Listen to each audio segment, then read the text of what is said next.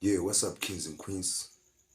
We still continue that series, the contradiction countdown of Tumelo, where we count down the contradictions. There's a lot of them, and put up in a pile. We have a playlist of them on our channel. So please like and subscribe, comment. People on YouTube, the algorithm, let them know we are here. This will get us more members, more subs, and the family will grow bigger. So please hit the notification bell so that when we upload new videos, you'll be the first to know. Peace. Contradiction number 4. Right. Tumelo testified at length about how the gun was waved around as soon as the guy entered the first suspect. He even was asked which hand he was holding the gun, and then did he enter pointing it, or he was just, and then he claimed that the guy was waving it around in a pointing fashion, right?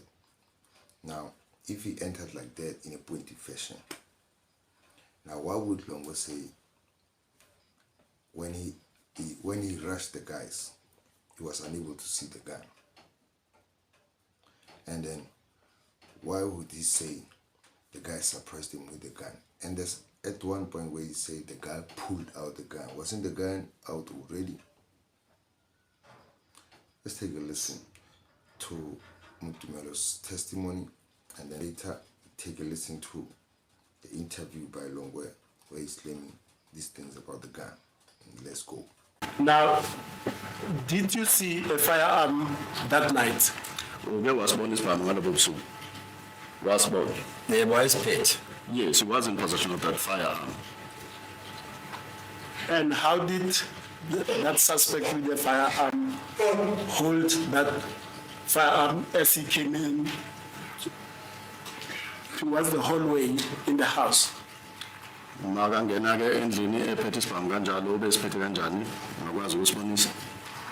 Wayesiphethe ngesandla saka right.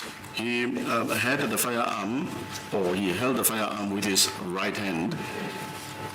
Yes, but what I want to know, was it pointed at the people in the house with his hand outstretched in front, or was it holding it down as he entered the house? Ileyo ukuthi wakhomba abantu abasendlini yaleso sibhamu abanye bangazi shuthi Yeah, wayesiphethe kanje but not ukuthi like uqhuba umuntu oyedwa.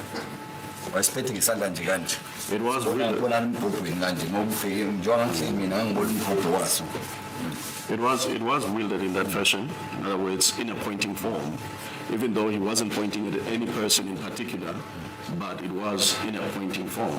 And I was able to see the barrel of that firearm.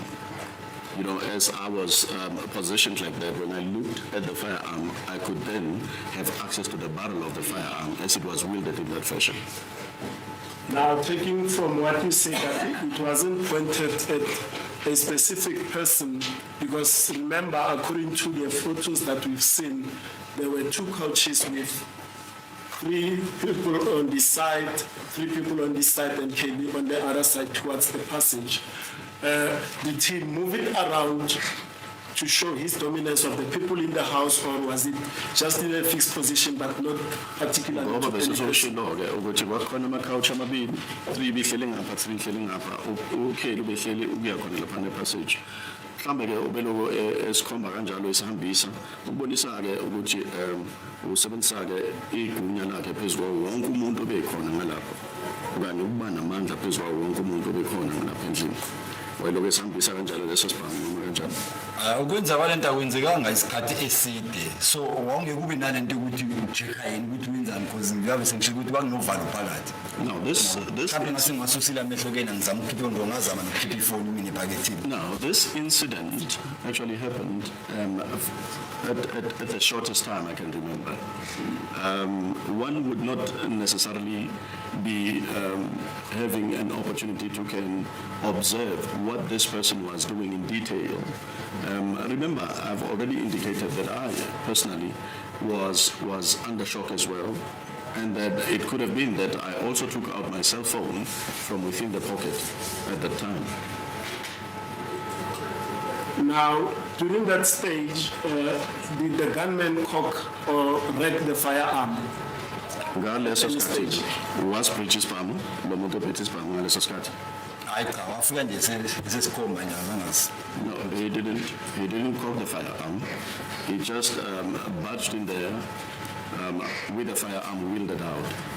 Just to go back on something that you just mentioned before about the firearm, which position or from which perspective did you see the firearm, the front or the side of the firearm? Otsheke ubone yiphi ingxenye yesibhamu? Ngibhoko la ngaphambili. The barrel, the front side of the barrel of the firearm. So you were literally staring down the barrel of a gun.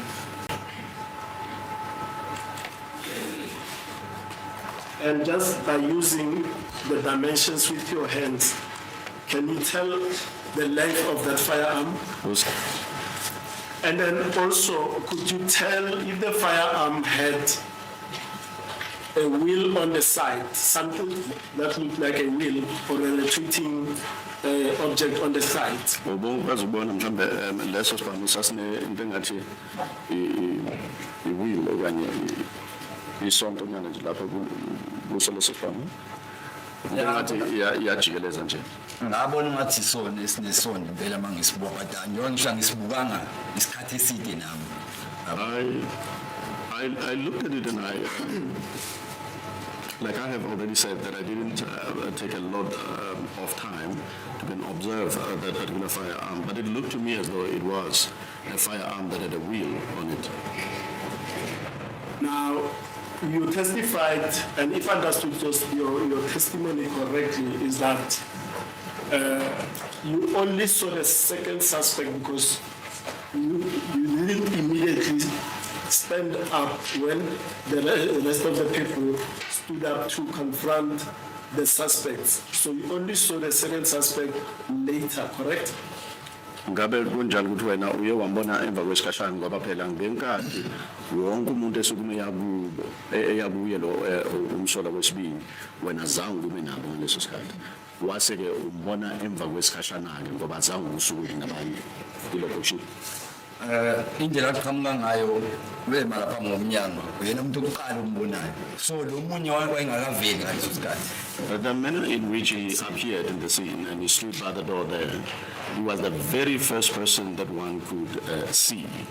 And uthi lo muntu yena wenzani? Wayengakaveli ngaleso sikhathi esikhomba nje sasingakambona I don't think sakho senibonile. At the time that we were pointed with the firearm from this one who was in possession of the firearm, the other one had not appeared as yet on our side. Okay. When did you see the second suspect for the first time then that night in the house? Lona ke wesibili wambona nini khona lapha endlini. Ukumbona makwenzakala ini. Yeah. Angithi lo kuqala mayefika emala esikhomba efuna abafundi imali basukuma lo mfana lo mphusha. Now, isn't it so that the first one that came and pointed us with a firearm and he demanded the cell phones and the money, and there was this young man that stood up and pushed or thrust at him. Now, as he thrust at him, everyone else stood up because he thrust at him and then exited running out of the house. And then there was a stage where everybody then stood up. Now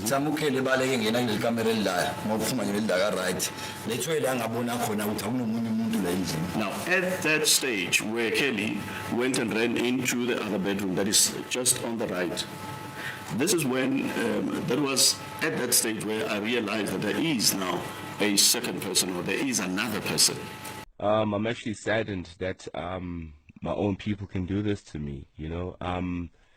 I mean, it was a robbery gone wrong, you know. I was even the coward of the day because I actually ran out as those gunmen actually came in and requested phones and money from us. I was actually the first to stand up to try and protect everyone, not realizing that the other guy was also had a gun and pointed the gun at me, and I actually ran out the door after that. After he pointed the gun at me in self-defense. A fight broke loose inside because obviously Senzo was protecting Kelly because the guys were handling Kelly, requesting money and stuff from her. and then a fight broke loose. Basically, Usenz was protecting everyone, and he fought the guys. Everyone in the house fought as I was outside. And then that's when the guys actually released the gunshots. And the intention, I think, was also not to kill Senzo, but they were protecting themselves because Senzo was overpowering them, as he's a strong goalkeeper, and was actually beating them. And that's when the bullet actually went in from the back and killed Senzo.